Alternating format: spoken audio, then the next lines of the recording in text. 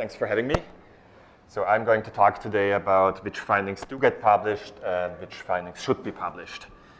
And let me start by kind of stating the obvious, which is that replicability is one of the most fundamental requirements of scientific methods, where the idea would be that different researchers should reach the same conclusions, kind of independent of the identity of the researcher, if they're asking the same question.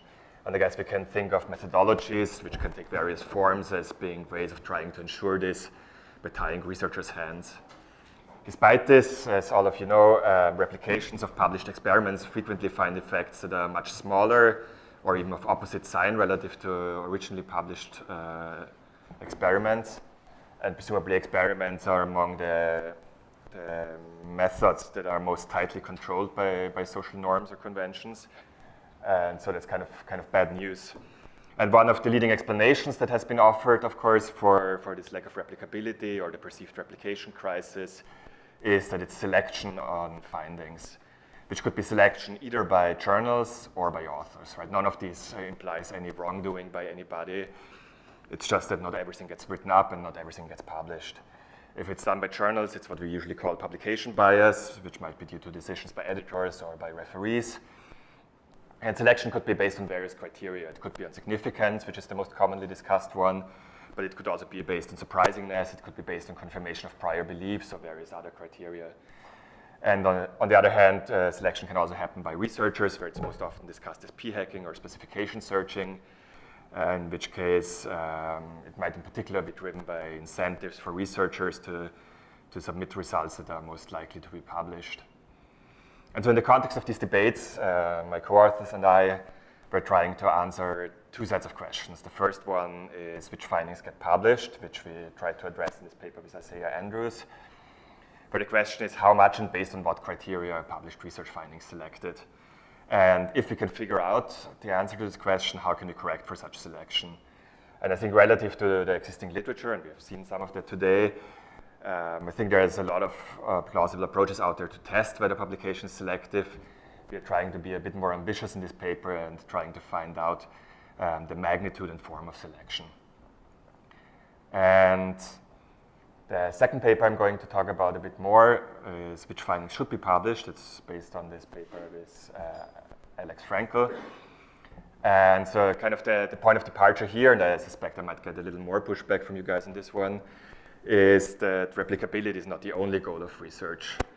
And in particular, one other goal we might think of is relevance, where relevance could be, for instance, relevance for decision-making in policy or some other field of decision-making. And as I'm going to argue, there might be some fundamental conflict between these two objectives. And so existing reform proposals, including, I guess, the ones being pushed here, focus very much on replicability, and I think that's a good thing. But I think we should be a bit careful in terms of specifying what the ultimate objective of the whole endeavor is and what that implies for the reforms that we are putting forward. And so to fix ideas, what I'm talking about today, here is what I mean when I talk about form and magnitude of selection. So what these pictures, these are just like for illustration, try to show is possible mappings from findings, for instance, from a C statistic C, to the probability of these findings being ultimately published. And that means being written up by researchers, submitted to journal, and accepted by the journal. And so again, the most commonly discussed one is significance, where you might, for instance, have a jump in the publication probability at critical values, such as 1.96.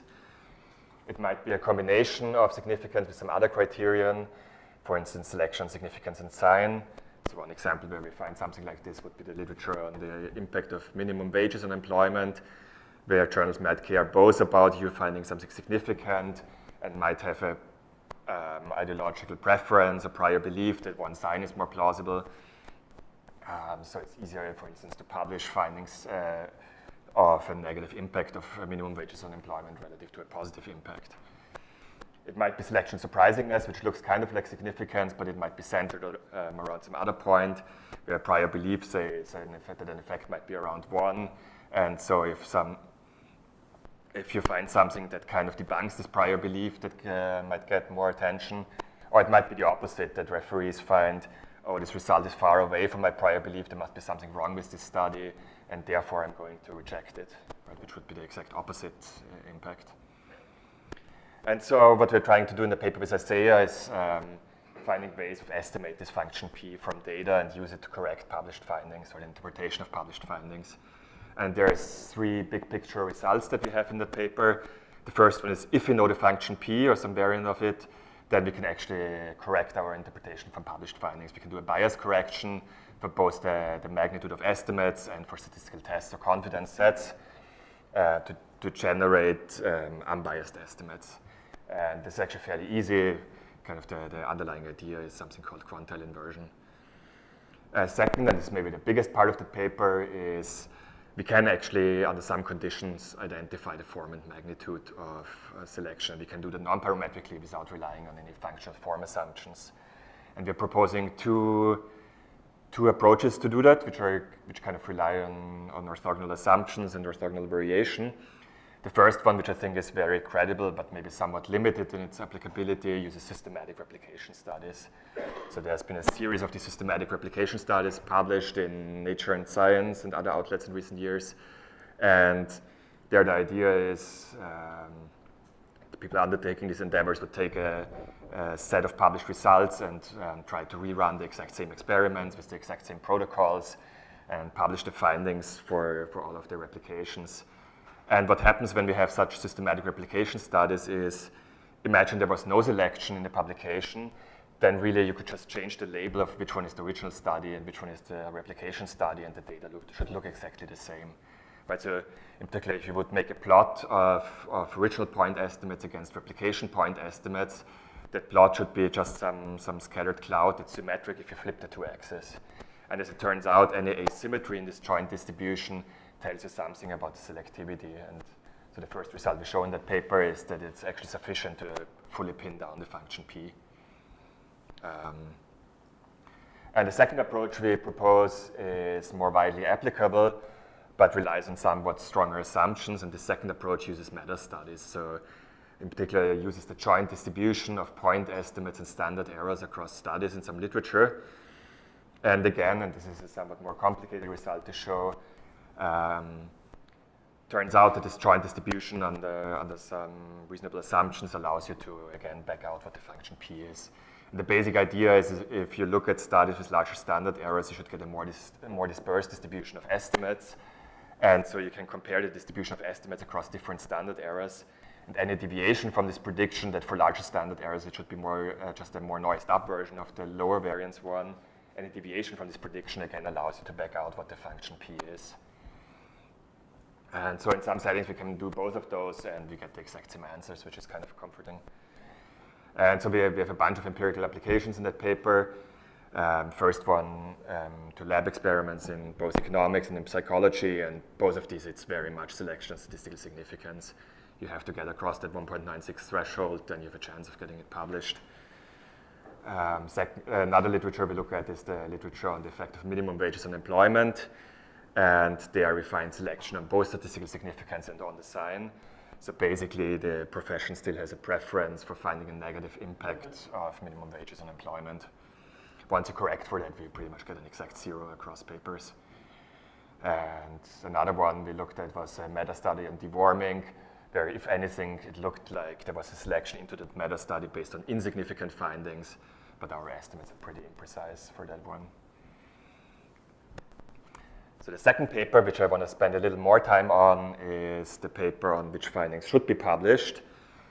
And so, again, as you all know, this perception that selectivity of publication causes replication problems and causes our standard inference to be invalid has led to various reform attempts to reduce selectivity, which in the context of this function p basically means having a flat function p where publication probability does not depend on findings.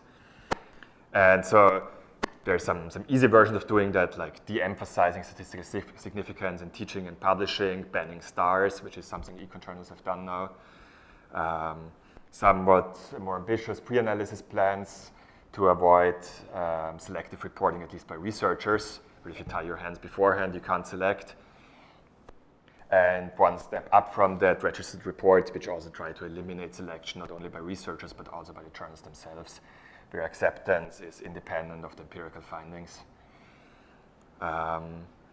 And now in the context of all these reform attempts, I guess the question we are trying to answer in this paper is eliminating bias, publication bias, necessarily the right objective or the only objective that we should care about? And how does it relate to other objectives, such as informing decision makers, which obviously is not the only goal of research, but it's one important goal.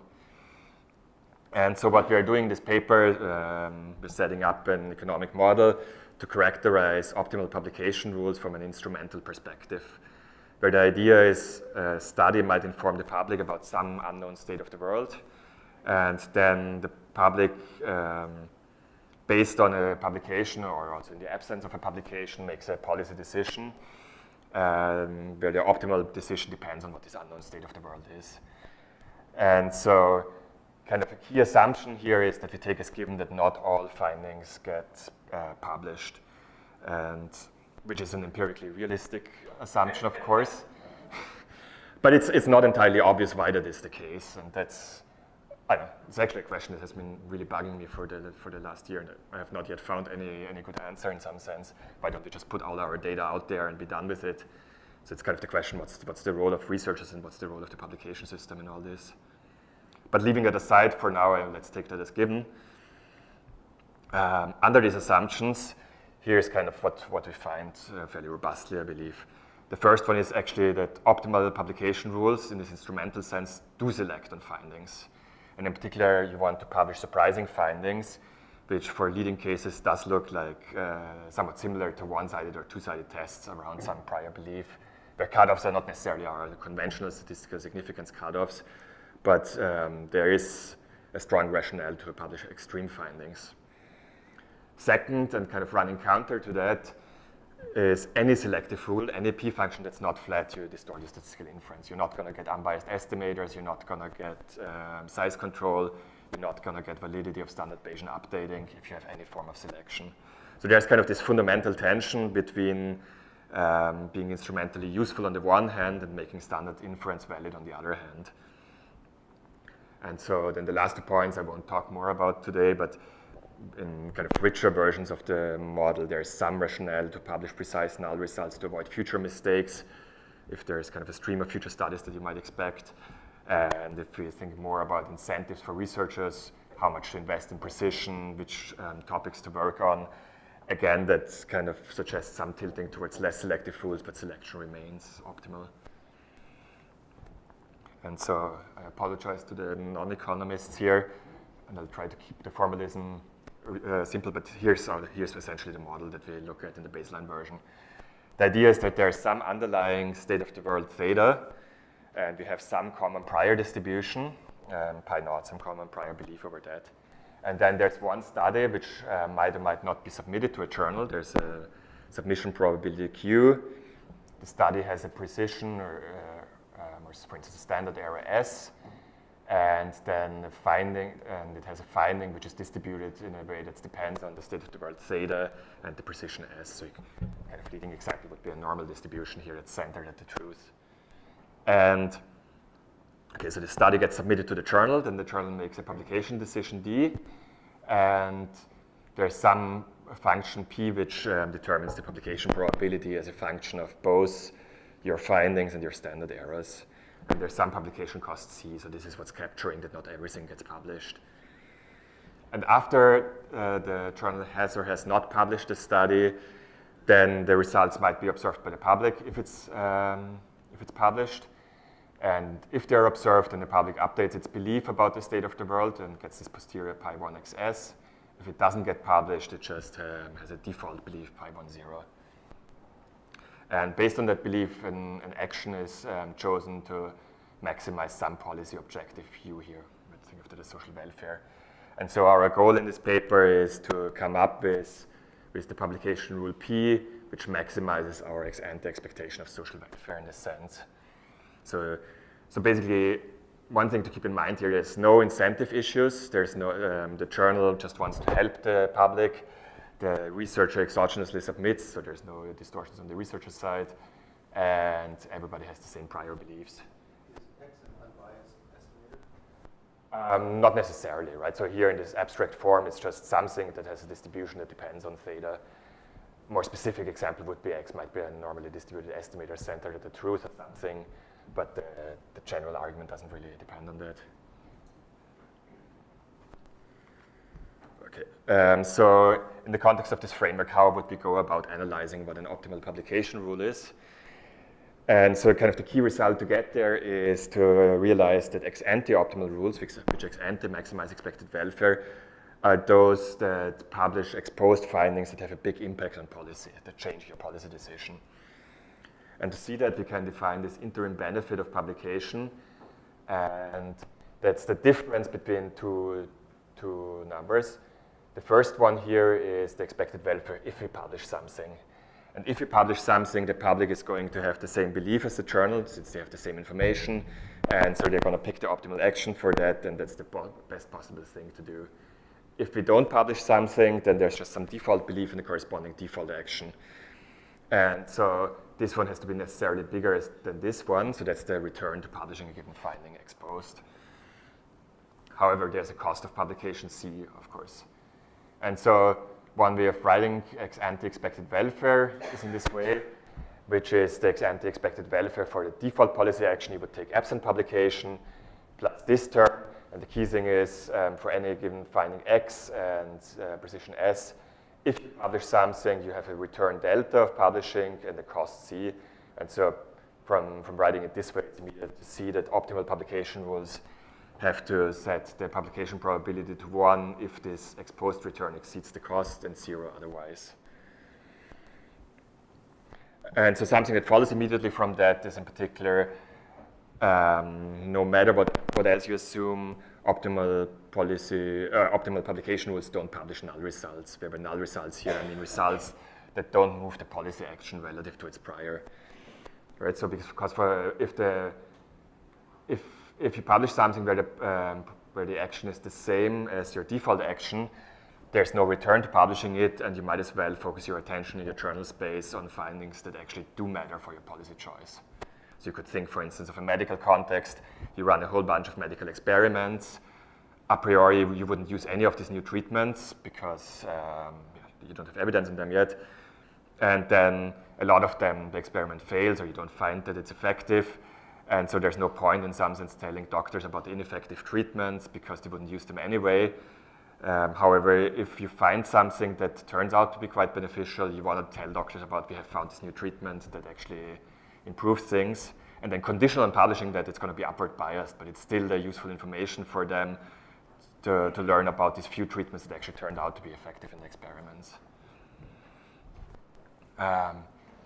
And the second general result, which relies on some more assumptions, is if you supermodular, that basically means if you have a higher state of the world, you want to take a higher action, and some technical assumptions, you get that optimal publication rules, you want to publish outside some interval. So you want to publish extreme findings.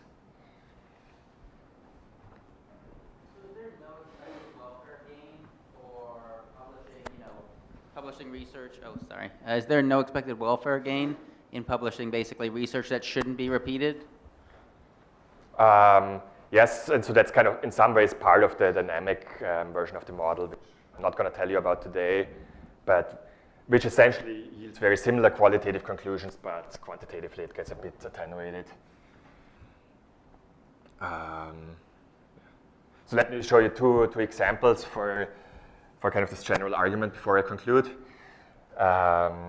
First example is you want to pick an action that's close to some theta. So you can think of theta as your policy bliss point. So say the tax rate you want to pick, or the dosage for some medication, or the level of the minimum wage, something like that. And if you're further away from that, you're going to have quadratic loss. So it hurts you if you don't get the policy right. And say you have normally distributed estimates and priors. Under these assumptions, these pictures show you the optimal publication rule. So the one on the left is basically the same coordinates like a funnel plot in meta studies. So on the horizontal axis, we have the estimate. On the vertical axis, we have the standard error. And then what this shows, the shaded area is the optimal publication area, which in this model basically says, if you're far away from your prior mean you don't want to publish. And even more so if you have higher standard errors. Right, so having low standard errors is good, but even with low standard errors, there's no point in publishing estimates that are close to the truth. close to the prior mean. And the picture on the right-hand side is kind of similar picture, but in terms of t-statistics rather than in terms of estimates. And same idea, you publish extreme findings. And interestingly, you want to have more stringent criteria in terms of this t-statistic if the standard error is very low or very high relative to prior mean. So you can think about this as something like economic significance or substantive significance on the one hand, and statistical one on the other hand. Where down here, a large t-statistic still corresponds to an estimate that's very close to the prior mean, so that's not going to move your policy action much, even though you have a very precise estimate of it. And here is similar pictures for binary actions. So this is kind of what you could think of in this medical example I mentioned. Prescribe a drug or don't prescribe a drug for patients with certain symptoms. And if your default action is to not prescribe it, again, you want to publish findings where, or experiments where you found a very large positive effect of the drug, because those are the ones that are actually going to make you shift your decision. And it's good that they make you shift your decision. Okay, so let me wrap up and kind of take a step back from this specific argument. So I'm an econometrician, so mostly dealing with issues of methodology. And if you think about how what the foundations for statistics or econometrics are, kind of the textbook model of statistics is kind of a decision model where you have a decision maker, observes some data, based on the data makes some decision, and then some objective function is realized. So this is, if you open any book on the foundations of statistics, this is kind of what you're going to find, which is kind of a very solitary affair, right? And actually a lot of my papers fall in this category too. And if we think about methodological problems as decision problems, we have to ask ourselves a bunch of questions. We have to ask, what's our objective function? What's the policy space or the set of feasible actions? What prior information do we want to incorporate, whether in a Bayesian framework in terms of priors or in terms of assumptions that we assume to be true. And then we can solve for a decision problem. But then if you think about what statistics or empirical research actually is, it's a much more social phenomenon than that. It's not just you and the data and the decision, and that's the end of the story. It's really, more often than not, I think statistics is in some sense a form of communication.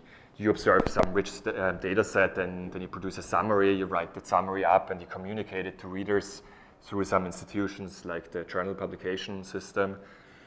And then your readers learn something from it and maybe adapt their actions based on that. And so if we take that perspective that statistics is communication, then we have to ask ourselves who's communicating what to whom, with what goal and subject to what costs and benefits. Why don't we publish everything? Right, that's the kind of the question I mentioned at the beginning.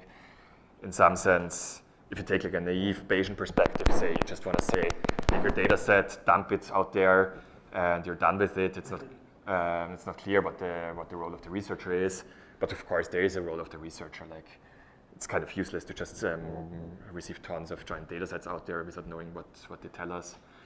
And so I guess one possible reason for this constraint might be constraints on attention.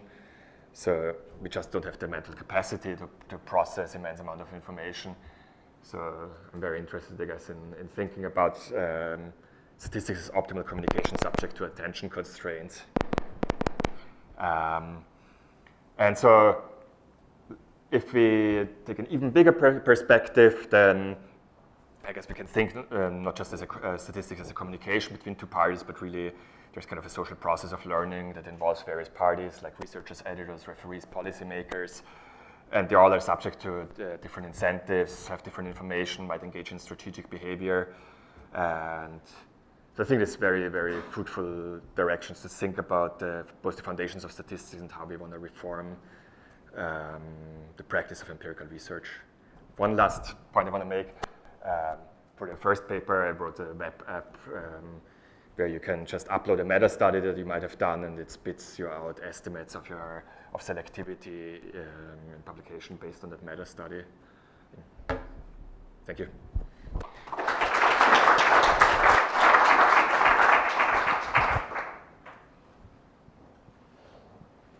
I have like half a thought here about how you're thinking about policymakers, and I'm not sure if it's right. But so it started with this idea that your standard error is like orthogonal to your point estimate or to the prior estimate or whatever. And my thought was there's something weird about that in the sense that the bigger or smaller the estimate, we're going to want bigger or smaller standard errors, maybe especially because so many people are testing against zero, right? But what it made me think is like, are your policymakers like not actually ever uncertain? They have a point estimate, and that's what they have. And if you change that point estimate, you change the point estimate, because it seems like there should be some value in shrinking down the range in which people think parameter values matter, right? The returns to education between 0 and 20% is interesting.